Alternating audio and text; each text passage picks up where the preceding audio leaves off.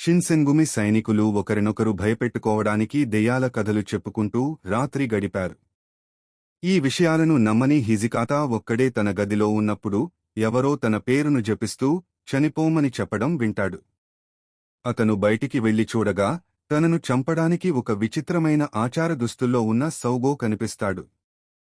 హిజికాతా అతనిపై అరుస్తుండగా పక్క బిల్డింగ్పై ఉన్న ఎర్ర కిమోనో ధరించిన ఒక స్త్రీని ఒక క్షణం పాటు చూస్తాడు. సరిగ్గా అప్పుడే వారి స్థావరం నుండి పెద్ద కేక వినబడుతుంది.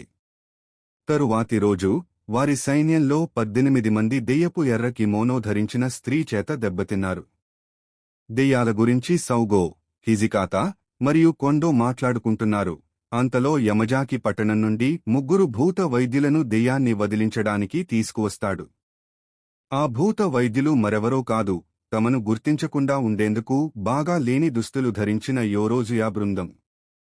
దెయ్యాన్ని వదిలించినట్లు నటించడానికి యోరోజుయా ఒక నాటకం ఆడతారు. అందులో భాగంగా యమజాకిని పడగొట్టి దెయ్యంతో మాట్లాడటానికి అతని శరీరాన్ని స్వాధీనం చేసుకున్నట్లు నటిస్తారు. షిన్సెంగుమి స్థావరం ఉన్న చోట ఒకప్పుడు కన్వేయర్ బెల్ట్లో మరణించిన ఒక ఫోర్మ్యాన్ భార్య దెయ్యమై ఇప్పుడు వారిని వేధిస్తోందనే కథను కల్పిస్తారు. యోరోజియా సహజంగానే తప్పులు చేయడంతో వారి వేషం బయటపడుతుంది. దాంతో వారిని షిన్సెంగుమి ఒక చెట్టుకు తలకిందులుగా వేలాడదీసి సౌగో వారిని హింసిస్తాడు. కొంత సమయం తరువాత షిన్సెంగుమి వారిని విడుదల చేస్తారు. డబ్బు అవసరం కారణంగానే ఇలా చేశామని యోరోజియా ఒప్పుకుంటారు. అయినప్పటికీ వారు షిన్సెంగుమి దెయ్యం సమస్యను పరిష్కరించడానికి సహాయం చేస్తామని అంగీకరిస్తారు, ఆ సమస్యను ఎగతాళి చేస్తూనే. కొండో బాత్రూంకి వెళ్లడానికి చాలా భయపడతాడు, కాబట్టి కగురాను తోడు రమ్మని, కాపలా కాయమని అడుగుతాడు. అతను అక్కడ ఉన్నప్పుడు దెయ్యం అతనిపై దాడి చేసి అతన్ని కూడా పడగొడుతుంది. కొద్దిసేపటి తర్వాత రాత్రి అవుతుంది. గిన్ మరియు హిజికాతా ఎవరికి ఎక్కువ భయమనే దాని గురించి మరోసారి పోట్లాడుకుంటున్నారు. అయితే సౌగో దెయ్యం వచ్చిందని సరదాగా చెప్పగానే వారిద్దరూ దాక్కోవడానికి పరిగెత్తుతారు. కొద్ది క్షణాల తర్వాత కగురా, షిన్పాచి మరియు సౌగో నిజంగానే దెయ్యాన్ని చూసి ప్రాణభయంతో పారిపోతారు. హిజికాతా మరియు గిన్ అది మరో జోక్ అనుకుని అక్కడే ఉంటారు. వారు వెనక్కి తిరిగి చూడగానే ఎర్ర కిమోనో ధరించిన స్త్రీని చూసి ప్రాణాల కోసం పరిగెత్తుతారు. వారందరూ పారిపోగలుగుతారు. షిన్పాచి, కగురా మరియు సౌగో గిడ్డంగిలో దాక్కుంటారు. దెయ్యం వారిని కనుగొంటుంది, కాని సౌగో అంతకుముందే దోమల కాయిల్ను వెలిగించి ఉండటం వలన అది పారిపోతుంది. అప్పుడు షిన్పాచికి ఆ స్త్రీ నిజానికి దెయ్యం కాదని, అది దోమల వంటి అమాంటో అని తెలుస్తుంది.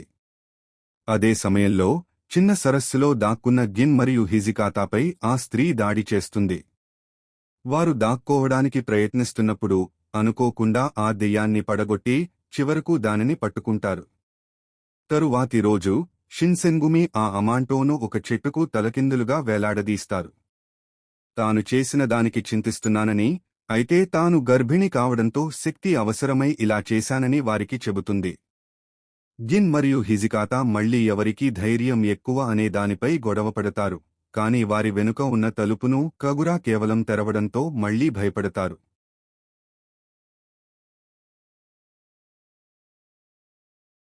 యోరోజియా బృందం చేపలు పట్టడానికి ఒక సరస్సు వద్దకు వెళ్లారు. అక్కడ అమాంటోలు వచ్చిన తర్వాత ఎడో జీవావరణ వ్యవస్థ ఎంతగా మారిపోయిందో చూసి ఆశ్చర్యపోతారు. కగురా తన ఫిషింగ్ రాడ్తో కప్పాలాంటి అమాంటోను పట్టుకోగా గిన్ దాని కప్ప రూపానికి భయపడి దాన్ని తరిమికొడతాడు. ఆ అమాంటో తిరిగి ఒడ్డుకు వచ్చి షిన్పాచి కాలు పట్టుకుని తన కళ్లజోడును పగలగొట్టినందుకు డబ్బు చెల్లించాలని డిమాండ్ చేస్తాడు. ఈ ప్రక్రియలో అతను కగురా, గిన్లను కూడా పట్టుకుంటాడు. క్షమాపణ చెప్పాలని, పారిపోవడానికి ఎందుకు ప్రయత్నించారని వారిని అడుగుతాడు. షిన్పాచి క్షమాపణ చెప్పగా అతను బహుమతిగా అతనికి తడి బిస్కెట్ను ఇస్తాడు. తిరిగి సరస్సులోకి వెళ్లడానికి సిద్ధమవుతున్న ఆ అమాంటో తన తలపై ఉన్న గిన్నె చెక్కుచెదరకండా ఉందని, అంతా బాగానే ఉందని చెప్పి తనను తాను ఎబినాగా పరిచయం చేసుకుంటాడు.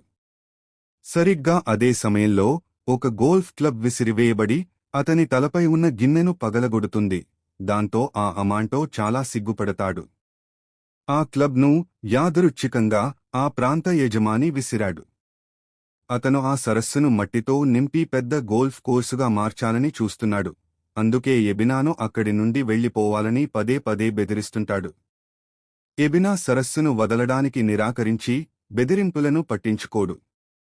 తరువాత అతను ఎందుకు ఎడోకి వచ్చాడు మరియు ఈ సరస్సును ఎందుకు అంతగా ఇష్టపడతాడో యోరోజియాకు వివరిస్తాడు. అతని జాతికి మనుగడ కోసం చాలా నీరు అవసరం, అందుకే తన అంతరిక్ష నౌక క్రాష్ అయిన తర్వాత ఎడో వరకు వచ్చాడు. అయితే మనుషులు తనను ఒక రాక్షసుడిగా చూశారు కాబట్టి అతనికి ఇబ్బందులు ఎదురయ్యాయి. ఒకరోజు క్షయ అనే నయంకాని వ్యాధితో బాధపడుతున్న ఒక చిన్న అమ్మాయి సరస్సు దగ్గరకు వచ్చి ఎబినాను చూసి అస్సలు భయపడలేదు. వారు తరచుగా మాట్లాడుకుంటూ ఒకరి సాంగత్యాన్ని ఒకరు ఆనందించేవారు.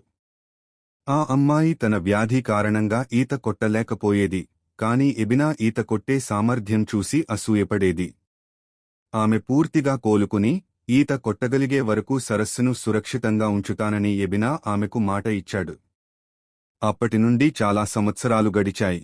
ఆ అమ్మాయి బహుశా చనిపోయి ఉండవచ్చు, కాని ఎబినా దాని గురించి పట్టించుకోకుండా సరస్సును కాపలా కాస్తూనే ఉన్నాడు.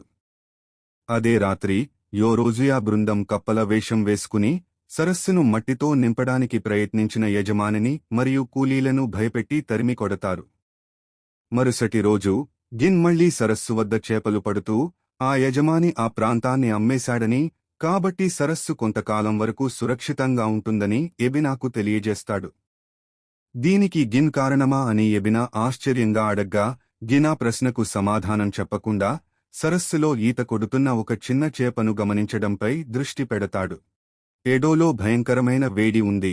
ఆ వేడిని తట్టుకోలేక యోరోజియా వాళ్లు తమ విసనకర్ర ఉపయోగించి ఎలాగోలా చల్లబరుచుకోవాలని చూశారు.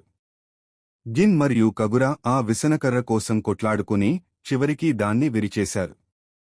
ఆ విసనకర్రను రిపేర్ చేయించే పనిని గిన్కు అప్పగిస్తారు, కాని అది సెన్పుకి అనే అత్యంత పాత మోడల్ కావడంతో ఎక్కడా దాన్ని బాగు చేయించలేకపోతాడు. మరోవైపు సేల్స్మెన్ అతనికి ఎయిర్ కండిషనర్ కొనమని ఆఫర్ చేస్తారు, కాని అతని దగ్గర దానికోసం డబ్బు ఉండదు. చివరికి అతను అక్కడ సెన్పుకి దొరుకుతుందేమోనని ఆశతో ఒక పాత వస్తువుల దుకాణం చేరుకుంటాడు. అక్కడ కౌంటర్లో ఉన్న ఒక మహిళ గిన్ను చూసి తుపాకీతో కాల్చడానికి ప్రయత్నిస్తుంది మరియు సెన్పుకిని ఎవరూ తీసుకెళ్లకూడదని చెప్తుంది. అదే సమయంలో కొంతమంది గూండాలు లోపలికి దూసుకొచ్చి సెన్పుకిని ఇవ్వాలని డిమాండ్ చేస్తూ ఆ మహిళ భుజంపై కాల్పులు జరుపుతారు. ఆ దుకాణం వాస్తవానికి ఎర్త్ డిఫెన్స్ ఆర్మీ వారి రహస్య స్థావరం. ఆ మహిళ గూండాలపై గ్రెనేడ్ విసిరి అక్కడి నుండి తప్పించుకోవడానికి ప్రయత్నిస్తుంది. గిన్ ఆ మహిళతో కలిసి ఎలాగోలా అక్కడి నుండి తప్పించుకుంటాడు. అప్పుడు ఆ మహిళ సెన్పుకి ఎక్కడ ఉందో తెలిపే ఒక మ్యాప్ను అతనికి ఇస్తుంది. గూండాలు వారిని వెంబడించి వారంతా కలిసి ఒకే చోటుకి చేరుకుంటారు. అక్కడ ఒక పెద్ద రోబోటిక్ పిల్లి ఉంది. ఆ యంత్రాన్ని సెన్పుకి అని పిలుస్తారు. దానిని ఆ మహిళ తండ్రి ఎడోలోని గొప్ప ఆవిష్కర్తలలో ఒకరైన జట్టుకు తయారుచేశాడు. ఈ యంత్రాన్ని గూండాల సిండికేట్ కోట్ల కొలది నకిలీ బంగారు నాణేలు సృష్టించడానికి ఉపయోగించుకోవాలని చూస్తుంది. ఈ పెద్ద అపార్థం అంతా చూసి గిన్కు కోపం వచ్చి ఆ యంత్రాన్ని గూండాలపై విసిరి ధ్వంసం చేస్తాడు. చివరగా ఆ మహిళ అతనికి బహుమతిగా ఒక సెన్పుకిని ఇస్తుంది. దాన్ని తీసుకుని అతను యోరోజియా దగ్గరికి తిరిగి వెళ్తాడు. అయితే ఆ సెన్పుకి సరిగ్గా పనిచేయదు. దాంతో కగురా, షింపాచీ గిన్ చెప్పిన కథను నమ్మరు. అతను డబ్బును పచింకో కోసం ఖర్చు పెట్టాడని, ఆ సెన్పుకిని చెత్తకుప్పలో నుండి ఏరి తెచ్చాడని నిందించి దేహశుద్ధి చేస్తారు.